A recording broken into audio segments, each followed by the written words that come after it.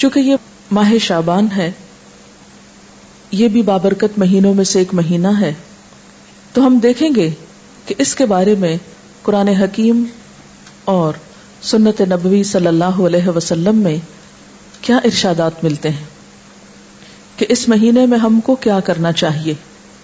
اب دیکھیے کہ عبادت کی اصل غرض کیا ہوتی ہے، اللہ تعالیٰ کی خوشنودی حاصل ہو، اور اس کو خوش کرنے کے لیے وہی کام کرنا ہے جو اس کو پسند ہے یا اس نے بتایا ہے یا اس کے ہاں وہ قبول ہو جائے، کیونکہ اجر اور ثواب ہم کو وہاں سے چاہیے، کسی انسان سے نہیں۔ یعنی دین کے نام پر ہم جو کچھ بھی کریں گے اس کا اجر اور ثواب اللہ تعالی سے امید رکھیں گے۔ لہذا ہمارے ہر کام کے پیچھے نیت اس کی رضا ہو اور طریقہ اس کے بتائے ہوئے قاعدوں کے مطابق ہو۔ جب ہم ماہ شعبان کے بارے میں قرآن پاک کی طرف رجوع کرتے ہیں تو ہمیں کوئی خاص آیت اس کی فضیلت کے بارے میں نہیں ملتی۔ مثلا رمضان المبارک کے بارے میں قرآن پاک میں آتا ہے شہر رمضان الذی انزل فیہ القرآن، رمضان کی ایک رات لیلۃ القدر کے بارے میں بھی آتا ہے کہ لیلۃ القدر خیر من الف شہر، لیکن شعبان کے بارے میں کوئی ایسی آیت نہیں آتی۔ زیادہ سے زیادہ اس کی فضیلت کے بارے میں جو چیزیں ہم کو معلوم ہوتی ہیں وہ احادیث سے ہیں۔ احادیث میں ہم دیکھتے ہیں کہ اس مہینے کی جو مخصوص عبادات بتائی گئی ہیں وہ روزے ہیں۔ حضرت اسامہ بن زید رضی اللہ تعالی عنہ بیان کرتے ہیں کہ میں نے عرض کیا یا رسول اللہ لم اراک تصوم من شہر من الشہور ما تصوم فی شعبان، قال ذلك شهر يغفل الناس عنه بين رجب ورمضان وهو شهر ترفع فيه الأعمال إلى رب العالمين وأحب أن يرفع عملي وأنا صائم۔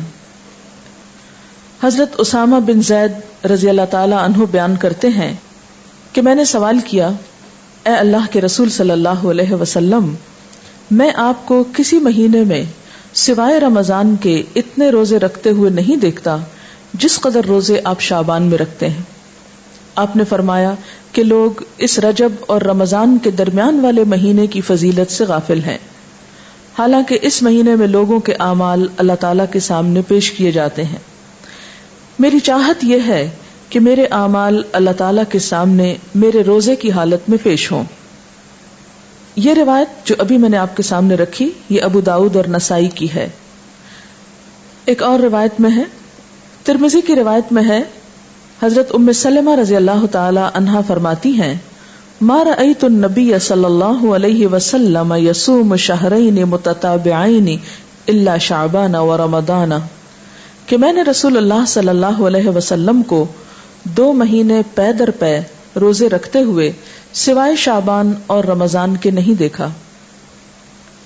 حضرت انس رضی اللہ تعالی عنہ بیان کرتے ہیں کہ رسول اللہ صلی اللہ علیہ وسلم سے یہ دریافت کیا گیا کہ ای الصوم افضل بعد رمضان، قال شعبان لتعظیم رمضان، قال فای الصدقۃ افضل، قال صدقۃ فی رمضان۔ حضرت انس بیان کرتے ہیں کہ آپ صلی اللہ علیہ وسلم سے پوچھا گیا کس مہینے میں رمضان کے بعد روزہ رکھنا افضل ہے؟ آپ نے فرمایا شعبان میں، رمضان کی عظمت کے لحاظ سے، یعنی رمضان کی ایک طرح سے تیاری کے طور پر۔ پھر آپ سے دریافت کیا گیا کس مہینے میں صدقہ کرنا افضل ہے؟ آپ نے فرمایا رمضان میں۔ اس کے علاوہ اور احادیث بھی شعبان کی فضیلت کے بارے میں ملتی ہیں، لیکن وہ احادیث ضعیف ہیں اور بعض تو ان میں سے بالکل موضوع ہیں، من گھڑت ہیں، ان کی کوئی بھی حقیقت نہیں۔ مثال کے طور پر ان میں سے ایک حدیث کچھ یوں ہے کہ آپ صلی اللہ علیہ وسلم نے رات کو کھڑے ہو کر نماز پڑھنا شروع کی جس میں اتنا لمبا سجدہ کیا کہ میں نے یہ خیال کیا کہ آپ کا انتقال ہو گیا۔ جب میں نے یہ دیکھا تو کھڑی ہو کر حاضر خدمت ہوئی اور آپ کے پیر کے انگوٹھے کو ہلایا تو وہ ہل گیا، تو میں سمجھ گئی کہ آپ زندہ ہیں۔ پھر کان لگا کر جب میں نے سنا تو سجدے میں آپ یہ دعا پڑھ رہے تھے، اے اللہ میں پناہ مانگتا ہوں تیری معافی کے ساتھ تیرے عذاب سے، پناہ چاہتا ہوں تیری خوشنودی کے ذریعے سے تیرے غصے سے، اور میں پناہ چاہتا ہوں تیرے عذاب اور قہر سے، اور تیری معافی کے ذریعے سے تیرے عذاب سے پناہ چاہتا ہوں، اور تو اتنی خوبیوں والا ہے کہ میں ان کو گن نہیں سکتا اور نہ تعریف کر سکتا ہوں۔ تو ایسا ہی ہے جیسا کہ تو نے اپنی تعریف کی۔ جب آپ نے سجدے سے سر اٹھایا اور نماز سے فارغ ہوئے تو مجھ سے فرمایا، اے عائشہ کیا تم نے یہ خیال کیا ہے کہ اللہ کے رسول صلی اللہ علیہ وسلم تیری خیانت کریں گے اور تیری حق تلفی کر کے غیر کے پاس جائیں گے؟ میں نے عرض کیا، یا رسول اللہ خدا کی قسم نہیں، لیکن آپ کے لمبا سجدہ کرنے کی وجہ سے میں نے خیال کیا شاید آپ کا انتقال ہو گیا ہے۔ پھر آپ نے فرمایا کہ اے عائشہ کیا تم جانتی ہو یہ کون سی رات ہے؟ میں نے عرض کیا، اللہ اور اس کے رسول زیادہ جانتے ہیں۔ آپ نے فرمایا، آج شعبان کی 15ویں رات ہے۔ اس شب میں اللہ تعالیٰ اپنے بندوں کی طرف نظر رحمت سے دیکھتا ہے، معافی چاہنے والوں کو معاف کرتا ہے، رحم چاہنے والوں کو رحم فرماتا ہے، اور بغض رکھنے والوں کو ان کے حال پہ چھوڑ دیتا ہے۔ لیکن اس حدیث کی کوئی بھی اصل نہیں، یہ حدیث جو ہے درست نہیں اور اس پر اعتبار نہیں کیا جا سکتا۔ اسی طرح ایک اور اسی قسم کی حدیث جو عام طور پر آپ اخباروں میں پڑھیں گے اور بہت تحریروں میں ہائی لائٹ کر کے یہ باتیں لکھی ہوئی آپ کو ملیں گی، لیکن اس حدیث کی بھی کوئی حقیقت نہیں ہے، اور وہ کیا ہے کہ حضرت عائشہ نے بیان کیا کہ رسول اللہ صلی اللہ علیہ وسلم نے فرمایا کہ میرے پاس جبریل تشریف لائے تھے اور فرمایا، آج کی رات شعبان کی 15ویں رات ہے، اس رات میں اللہ تعالیٰ قبیلہ کلب کی بکریوں کے بالوں کے شمار کے برابر دوزخ سے لوگوں کو آزاد کرتا ہے۔ اس رات میں مشرک کی طرف نظر رحمت سے نہیں دیکھتا، نہ کینہ پرور کی طرف دیکھتا ہے، نہ رشتہ کاٹنے والوں کی طرف، اور نہ ٹخنے سے نیچے پائجامہ لٹکانے والوں کی طرف، نہ ماں باپ کے نافرمان کی طرف، نہ شراب پینے والے کی طرف۔ تو اس کی بھی کوئی حقیقت نہیں ہے، یہ بھی بالکل ایک من گھڑت سی حدیث ہے، لیکن چونکہ یہ فضیلت کے باب میں ہے اس لیے عام طور پر لوگ ان کو بے دریغ روایت کرتے رہتے ہیں۔ اسی طرح ایک اور موضوع حدیث انشاءاللہ علوم الحدیث آپ پڑھیں گے تو آپ کو اس کی پوری ہسٹری بتائی جائے گی۔ موضوع حدیث ایک اور بھی ہے کہ آپ صلی اللہ علیہ وسلم نے فرمایا، جو شخص 15ویں شعبان کی رات میں 100 رکعتیں پڑھتا ہے تو اللہ تعالیٰ اس کی طرف 100 فرشتے بھیجتا ہے، 30 اسے جنت کی خوشخبری دیتے ہیں، 30 اسے آگ کے عذاب سے امن دیتے ہیں اور اسے دنیا کی بلاؤں سے دور رکھتے ہیں، اور 10 اسے شیطان کے دھوکے سے دور رکھتے ہیں۔ یہ بھی بالکل من گھڑت حدیث ہے اور ناقابل اعتبار۔ اسی طرح ایک اور روایت بیان کی جاتی ہے کہ شعبان کی 15ویں رات میں جو شخص 12 رکعت نماز پڑھے گا، ہر رکعت میں قل هو اللہ 30 مرتبہ، وہ نہیں مرے گا تا وقت اپنا ٹھکانہ جنت میں نہ دیکھ لے۔ از اٹ پاسبل کہ کوئی شخص یعنی جنت دنیا میں دیکھ لے؟ کیونکہ حدیث میں آتا ہے کہ وہ ایسی جگہ ہے کہ کسی آنکھ نے اس کو دیکھا ہی نہیں، کوئی دماغ اس کا تصور نہیں کر سکتا، خواب میں بھی کوئی نہیں دیکھ سکتا، تو کہاں یہ کہ وہ دیکھ لے۔ یہ بالکل من گھڑت سٹوری ہے اور ناقابل اعتبار، اور اس کی سفارش اس کے گھر کے 10 جہنمیوں کے بارے میں قبول کی جائے گی۔ آپ خود سوچیں ذرا اس کی حقیقت پر کہ ایک شخص ساری زندگی 5 وقت نماز پڑھتا ہے، صدقہ خیرات کرتا ہے، جھوٹ سے بچتا ہے، حرام سے بچتا ہے، اس کے بارے میں تو کوئی ایسی خوشخبری نہیں سنائی گئی، اور کہاں یہ کہ ایک شخص ایک رات میں کھڑے ہو کر ایک رکعت میں 30 دفعہ قل هو اللہ پڑھ لے اور اس کے لیے اتنی بڑی بشارتیں کہ وہ دنیا میں ہی جنت دیکھ لے اور 10 گھر والوں کو بچا لے کہ جن کے بارے میں جہنم کا فیصلہ ہو چکا۔ یہ بات تو عقل بھی نہیں مانتی، کہاں یہ کہ اس کے اوپر دین کے اعتبار سے کوئی اعتماد کیا جا سکے۔ پھر اسی طرح ایک اور موضوع حدیث ہے، شعبان کی 15ویں تاریخ کا روزہ 120 سال کے روزے کے برابر ہے۔ یہ بھی مشہور ہے بات، اور یہ بالکل جھوٹ بات ہے، یعنی 60 سال گزشتہ زمانے کے اور 60 سال آئندہ کے، اور یہ چیز بھی قابل اعتبار نہیں۔ تو جو صحیح روایات سے ہم کو پتہ چلتا ہے شعبان کے بارے میں وہ کیا ہے کہ اس مہینے میں روزوں کی فضیلت ہے، یعنی ایک برکت والا مہینہ ہے، رمضان کی ابتدا ہے، رمضان کی تیاری ہے، اور کثرت سے نفلی روزے رکھنے چاہیے۔ ہاں 15 شعبان کے بعد نفلی روزوں سے بھی روکا گیا ہے تاکہ رمضان کے لیے کمزوری نہ ہو اور رمضان کے روزے چھوٹنے کا اندیشہ نہ ہو۔ ایک آیت جو عام طور پر اس رات کے بارے میں قرآن پاک سے کوٹ کی جاتی ہے وہ سورۃ الدخان کی یہ آیت ہے، انا انزلناہ فی لیلۃ مبارکۃ انا کنا منذرین فیہا یفرق کل امر حکیم امرا من عندنا انا كنا مرسلین رحمتا من ربک انہ هو السمیع العلیم. ترجمہ ہے اس کا، بے شک ہم نے اسے برکت والی رات میں اتارا ہے، بے شک ہم خبردار کرنے والے ہیں. اس میں بانٹا جاتا ہے ہر حکمت والا کام ہمارے پاس کے حکم سے. بے شک ہم بھیجنے والے ہیں تمہارے رب کی طرف سے رحمت، بے شک وہی سنتا جانتا ہے. یہ آیات مکہ معظمہ میں نازل ہوئیں، واقعہ معراج سے قبل نازل ہوئیں. اس وقت 5 وقت نماز بھی فرض نہیں ہوئی تھی، روزے ویسے ہی 2 ہجری میں فرض ہوئے، اور مکہ میں بقی نام کا کوئی قبرستان تک نہ تھا. لہذا جو یہ بات مشہور کی گئی کہ اس رات میں فیصلے ہوتے ہیں، اور حضور صلی اللہ علیہ وسلم سے وہ ایک بہت بڑی روایت منسوب ہے کہ آپ صلی اللہ علیہ وسلم بقی والوں کے پاس رات کے وقت گئے اور وہاں پر آپ نے ان کے لیے دعائے مغفرت کی. تو اس کی کوئی بھی حقیقت نہیں ہے. بات یہ ہے کہ یہ آیت کیا بتاتی ہے، اس کی وضاحت دیکھیے. اس میں کیا لکھا ہے؟ پہلے یہ بتا دوں کہ اس آیت کے بارے میں لوگوں نے یہ مشہور کر رکھا ہے کہ یہ 15 شعبان کے بارے میں ہے.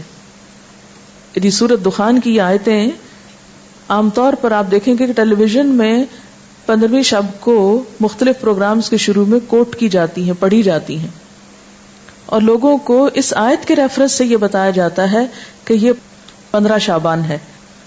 حالانکہ اس آیت کا نزول کب ہوا؟ مکہ میں ہوا، اور مکہ میں معراج سے قبل. اور پھر اس آیت میں جو بات پتہ چلتی ہے وہ کیا کہ اس مبارک رات میں قرآن پاک نازل کیا گیا. انا انزلناہ فی لیلۃ مبارکۃ. قرآن پاک ہی کی ایک اور آیت سے کیا پتہ چلتا ہے کہ قرآن پاک کب نازل ہوا؟ آپ بتائیے. رمضان میں نازل ہوا. سورۃ البقرہ کی آیت شہر رمضان الذی انزل فیہ القرآن، کہ رمضان وہ مہینہ ہے جس میں قرآن پاک نازل کیا گیا. پھر وہ رات شعبان میں کیسے آ گئی؟ پھر دوسری بات یہ ہے کہ سورۃ القدر کے شروع میں کیا آتا ہے؟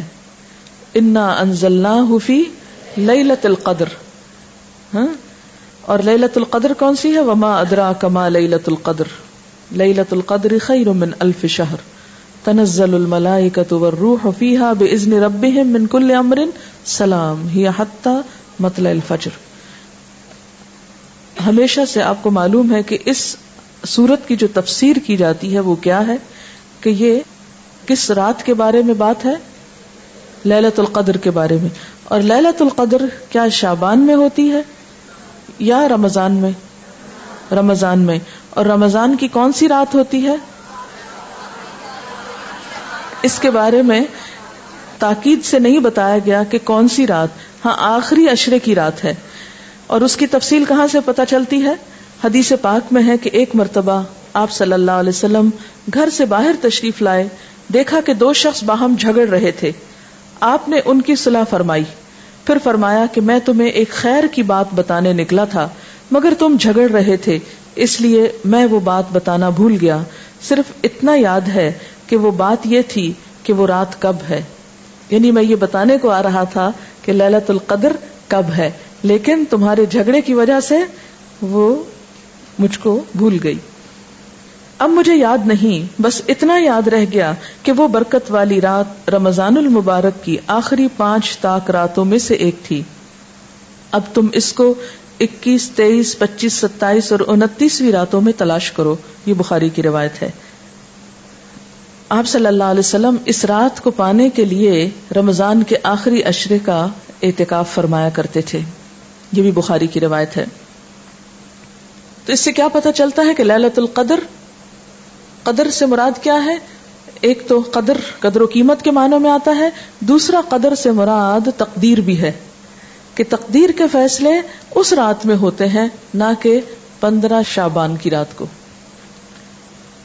اور پھر آپ دیکھیں کہ اس میں ان آیتوں میں جو میں نے آپ کے سامنے سورۃ الدخان کی پڑھی ہیں، ان میں آتا ہے فیہا یفرق کل امر حکیم. فیہا سے مراد کیا ہے؟ اس رات میں یفرق تقسیم کیے جاتے ہیں، کل امر سب کام حکیم حکمت والے، یعنی ہر قسم کے فیصلے اس رات میں فرشتوں کے حوالے کیے جاتے ہیں، ان کو دے دیے جاتے ہیں۔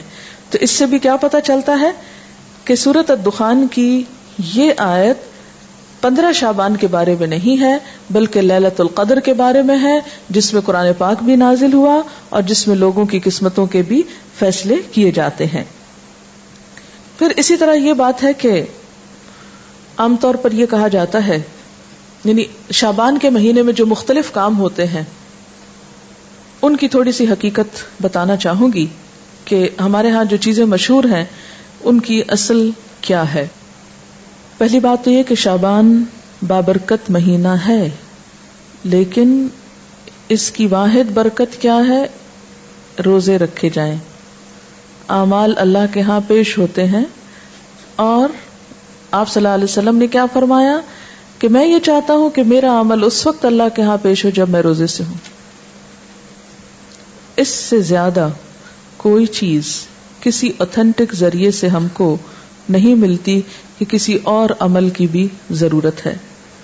ہمارے ہاں یہ رات یعنی شعبان میں خاص طور پر 15 شعبان کی رات شب برات کے نام سے مشہور ہے، جس کو شب رات کہتے ہیں۔ اب دیکھیے کہ اسلام میں جو اہم دن آتے ہیں قرآن پاک اور سنت رسول صلی اللہ علیہ وسلم سے پتہ چلتے ہیں، ان میں سے بعض یہ ہے، مثلا یوم الحج، یوم عرفہ جس کو کہتے ہیں، یوم ترویہ جس دن حج کی ابتدا ہوتی، یوم نحر جس دن قربانی ہوتی، شہر رمضان جب روزے رکھے جاتے، لیلۃ القدر جو رمضان ہی کے آخری راتوں میں سے ایک ہے، قرآن جس میں نازل ہوا، عید الاضحیٰ، عید الفطر، ایام 20۔ ایام 20 کیا ہیں؟ ہر مہینے کے 13، 14 اور 15، یعنی ایک 14ویں سے پہلے کی رات اور ایک 14ویں کے بعد کی رات، ان کے جو دن ہیں، یعنی 13 کا دن، پھر 14 کا دن اور 15 کا دن، ان دنوں میں روزہ رکھنا جو ہے وہ مسنون ہے، یعنی ہر مہینے جو شخص روزے رکھنا چاہے وہ ان 3 دنوں میں رکھے۔ ان کو ایام 20 اس لیے کہتے ہیں کہ ان کی راتیں بھی روشن ہوتی ہیں۔ پھر اسی طرح یوم الجمعہ، اس کی فضیلت آئی ہے، سورۃ الجمعہ بھی ہے، اسی طرح ایام تشریق ہیں، یا کچھ اور دن بھی ہو سکتے ہیں جن کا براہ راست ذکر جو ہے وہ قرآن پاک میں نہیں آیا۔ لیکن شب برات کا نام نہ کہیں قرآن میں آیا ہے اور نہ کہیں حدیث میں آیا ہے۔ شب برات نہ قرآن میں نہ حدیث میں۔ اس کی ایک وجہ تو یہ بھی ہو سکتی ہے کہ اس کا یہ جو لفظ ہے شب، یہ عربی کا لفظ ہی نہیں ہے، یہ کس کا لفظ ہے؟ فارسی کا لفظ ہے، اور اگر اس کے آگے رات لگاتے ہیں، شب رات، تو رات بھی عربی کا لفظ نہیں، اور اگر آپ اس کے آگے برات لگاتے ہیں، شب برات، تو برات بھی عربی کا لفظ نہیں، یہ شاید سنسکرت کا لفظ ہے جو شادی میں برات آتی ہے۔ بعض لوگ یہ کہتے ہیں کہ اس کا نام شب براءت ہے، براءت کہتے ہیں بیزاری کو، جیسے سورۃ توبہ کے شروع میں آپ نے پڑھا براءۃ من اللہ ورسولہ، سورۃ توبہ کی ابتدا اسی سے ہوتی ہے۔ تو براءت کا لفظی معنی کیا ہوتا ہے؟ بیزاری۔ تو اس رات میں کس سے بیزاری اگر شب براءت کہتے ہیں، حالانکہ براءت کوئی نہیں بولتا، تو یہ اپنی ترکیب کے اعتبار سے بھی کوئی اسلامی ترکیب نہیں ہے، اور نہ ہی کوئی اسلامی اعتبار سے اس کی کوئی فضیلت یا اہمیت یا حقیقت بنتی ہے۔ شب برات جو ہے یا شب رات جو ہے ہمارے ہاں عام طور پر باقاعدہ جشن کی شکل میں منائی جاتی ہے، حالانکہ اسلام میں جشن کے دن صرف 2 ہیں، عید الفطر اور عید الاضحیٰ۔ حضرت انس رضی اللہ تعالی عنہ سے روایت ہے کہ جب رسول اللہ صلی اللہ علیہ وسلم مدینہ منورہ آئے تو ان کے ہاں 2 دن تھے جن میں وہ کھیلتے اور خوشیاں مناتے۔ آپ صلی اللہ علیہ وسلم نے ان کے بارے میں دریافت فرمایا تو آپ کو بتایا گیا مدینہ والوں کی طرف سے کہ ہم جاہلیت کے زمانے سے یہ 2 دن مناتے چلے آ رہے ہیں۔ آپ صلی اللہ علیہ وسلم نے فرمایا اللہ تعالیٰ نے تم کو اس سے بہتر 2 دن عطا کر دیے ہیں، عید الفطر، اسی طرح اگر آپ 15 کو آتش بازی کرتے ہیں یا حلوہ پکاتے ہیں تو وہ آپ کا لوکل کلچر تو ہو سکتا ہے، اس کا اسلام سے کوئی تعلق نہیں، کیونکہ اس کے بارے میں نہ کوئی تعلیم قرآن پاک سے ہم کو ملتی ہے اور نہ ہی نبی صلی اللہ علیہ وسلم کی سنت سے. مثلا اس رات میں کیا ہوتا ہے؟ حلوہ پکایا جاتا ہے اور دوسروں کو کھلایا جاتا ہے، مردوں کی فاتحہ دلائی جاتی ہے، چراغاں کیا جاتا ہے، کینڈلز وغیرہ لوگ چھتوں پر جلاتے ہیں، اور اب اس کی جگہ دوسری بجلی کی بتیاں بھی جلائی جاتی ہیں، آتش بازی کی جاتی ہے، گھروں میں خاص طور پر رنگ روغن کیا جاتا ہے، صاف کیا جاتا ہے. لیکن اگر غور کیا جائے تو ان میں سے کوئی بھی چیز اپنی اصل کے اعتبار سے قرآن اور سنت سے نہیں ہے. جہاں تک اس بات کا تعلق ہے کہ حلوہ پکانا، تو آپ دیکھیے کہ اس کے پیچھے یہ کہا جاتا ہے کہ نبی صلی اللہ علیہ وسلم کا دانت مبارک احد میں شہید ہوا تھا تو آپ کو حلوہ پکا کر کھلایا گیا تھا، تو ہم بھی حلوہ پکاتے ہیں. تو بات یہ تھی کہ آپ نے تو دانت شہید کروایا تھا، ہم نے کتنے دانت اسلام کی راہ میں شہید کرائے ہیں؟ تو اگر دانت ہمارا شہید نہیں ہوا تو حلوہ کھانے کا ہم کو کیا حق ہے؟ دوسری بات یہ کہ آپ کو یہ معلوم ہے کہ جنگ احد شوال میں ہوئی تھی، جنگ احد شوال میں ہوئی تھی اور ہم حلوہ 15 شب کو کھا رہے ہیں. لہذا اس حلوے کی کوئی بھی اصل نہیں ہے. اس رسم کی کچھ اصل ہندوانہ کلچر میں ملتی ہے. وہ کیا؟ ہندوؤں میں سال میں ایک دفعہ حلوہ پوری پکا کر کبوں کو کھلائی جاتی ہے، یہ ان کی ایک رسم ہے، اور وہ اسے بزرگوں پرکھوں کو کھلانا کہتے ہیں. کیا کہتے ہیں؟ بزرگوں پرکھوں کو کھلانا. شب برات میں عموماً صرف حلوہ نہیں، پوری بھی ہوتی ہے جو شاید اسی کلچر سے مشابہت رکھتی ہے. پھر آپ دیکھیے کہ بعض لوگ یہ کہتے ہیں کہ حضرت اویس قرنی نے آپ صلی اللہ علیہ وسلم کی مطابق میں دانت شہید کیا تھا اور انہوں نے حلوہ کھایا تھا. تو یہ ہے کہ اگر آپ نے ان کی بھی پیروی کرنی ہے تو پھر پوری کیجئے، آدھے حصے کی نہیں. پہلے دانت توڑیے اور اس کے بعد پھر حلوہ کھائیے. لیکن بات یہ ہے کہ آپ صلی اللہ علیہ وسلم سے صرف بیٹھ کر حلوہ کھانے کی کوئی روایت نہیں ملتی. آپ کے گھر میں تو 2 ماہ چولہا نہیں جلتا تھا، صرف کھجور پانی پہ گزارا ہوتا تھا. پھر اسی طرح یہ ہے کہ بعض لوگ شب برات کو مردوں کی عید بھی کہتے ہیں، یعنی عید الفطر تو زندوں کی عید ہے، بعض کے ہاں شب برات مردوں کی عید ہے. ان کا خیال یہ ہے کہ اگر کوئی شخص شبرات سے پہلے مر جائے تو جب تک شبرات میں حلوہ پوری اور چپاتی پر اس کی فاتحہ نہ کی جائے وہ مردوں میں شامل نہیں ہوتا، اور نہ اس کے کنبے میں پہلا تہوار منایا جاتا ہے. یعنی رواج کیا ہے کہ جب کوئی فوت ہو جائے تو پہلا تہوار یہ منایا جائے، پھر اس کے بعد کوئی شادی رکھی جائے یا کوئی اور خوشی کا موقع. تو یہ مردے کی پہلے عید کی جائے پھر اپنی عید. آپ نے دیکھا ہوگا کہ اگر کسی کا کوئی رشتہ دار عید سے پہلے فوت ہو جائے تو وہ لوگ عید نہیں مناتی ہے. ہمارے ہاں کتنی عام ہے یہ بات نا. حالانکہ افسوس جو ہے اس کی مدت تو سوائے شوہر کے 3 دن مقرر کی گئی.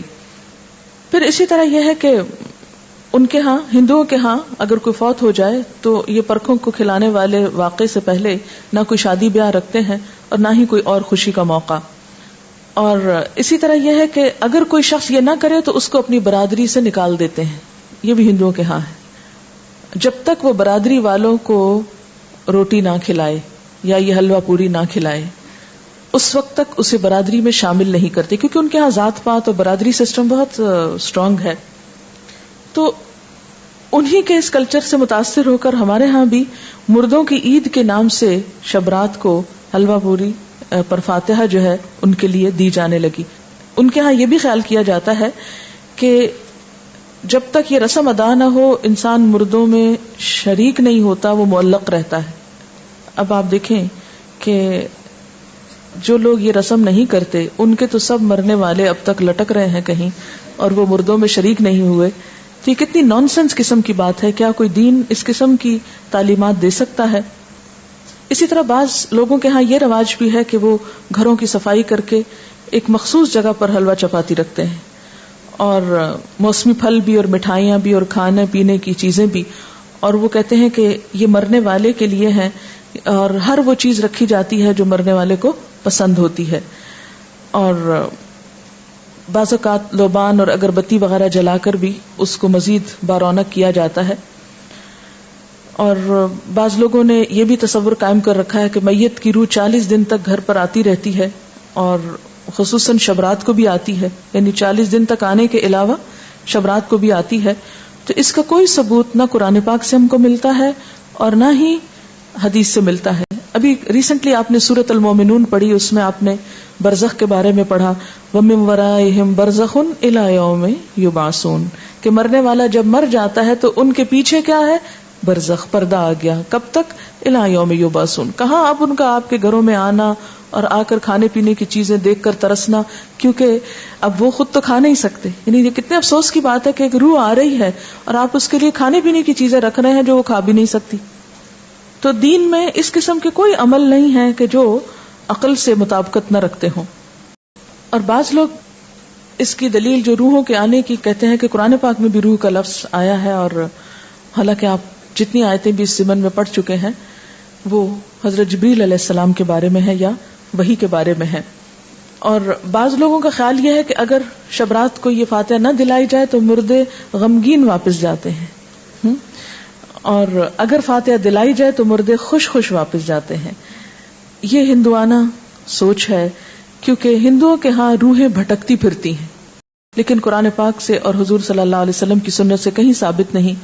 آپ صلی اللہ علیہ وسلم نے کبھی نہیں فرمایا کہ آج حضرت خدیجہ کی روح واپس آئی ہے، یا میرے والدین کی روح آئی ہے، یا آپ کے بیٹے جو آپ کی زندگی میں فوت ہو گئے تھے ان میں سے کسی کی روح آئی، یا آپ کے جو عزیز چچا تھے حضرت حمزہ ان کی کوئی روح، یا دیگر کسی کی بھی روح کے بارے میں آپ صلی اللہ علیہ وسلم سے کوئی بھی ایک روایت نہیں ملتی. اسی طرح یہ ہے کہ ہمارے ہاں چراغاں اور آتش بازی کی جاتی ہے، لائٹننگ کی جاتی ہے. یہ بھی بیسیکلی ایک ہندوانہ رسم ہے، اور اگر ہندوانہ نہ بھی ہو ہمیں اس سے بھی کوئی نہیں کہ کس کی ہے اور کس کی نہیں، اس لیے کہ صرف ہندو نہیں تو دنیا بھر میں اب آتش بازی کے شو جو ہیں وہ دیکھے جا سکتے ہیں.